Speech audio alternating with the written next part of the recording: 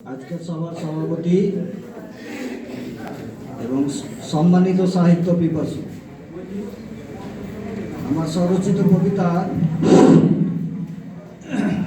শ্যাওড়া দিদি।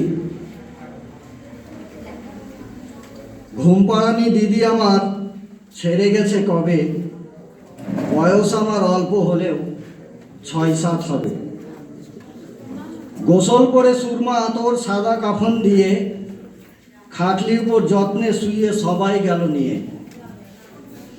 তালপুকুরের পূব পারে তৈরি দিদির কবর, দিদি সেটাই রইল পড়ে, কেউ রাখে না খবর। দিদির কবর মিশে যেতেই সেথায় শ্যাওড়া গাছ, ছড়িয়ে পড়া শাখাগুলো করছে যেন নাচ।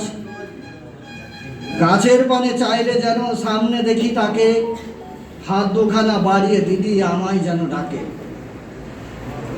দিদির ডাকে সাড়া দিয়ে গাছের তলায় বসি, কানের মধ্যে প্রবেশ করে ফোকলা দাঁতের হাসি। গল্প বলা দিদি আমার শ্যাওড়া গাছের রূপে, হাত বুলিয়ে আদর করে দেখে চুপে চুপে।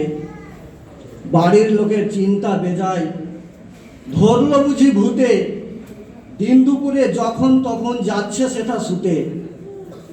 পাড়ার ওঝা মস্ত বোঝা তেল জল দিয়ে হাসি মুখে বিদায় নিল ৫০০ টাকা নিয়ে। তবুও দিদি ডাকে আমায়, আয় রে সোনা আয়, আজকে ধরে রাজার মেয়ের গল্পটা শোনাই। ওরা কি আর বুঝবে মোদের অন্তরের টান, একদিন না গেলে সেটা মন করে আনচান। শ্যাওড়া দিদি থাক না সেটা, কি হয়েছে তাতে, যাবই আমি দিদির কাছে যদি দিদি ডাকে। আমি ছাড়া শ্যাওড়া দিদির আর কে আছে বলো, আমার কাছে দিদি আপন সবার চেয়ে ভালো। নমস্কার।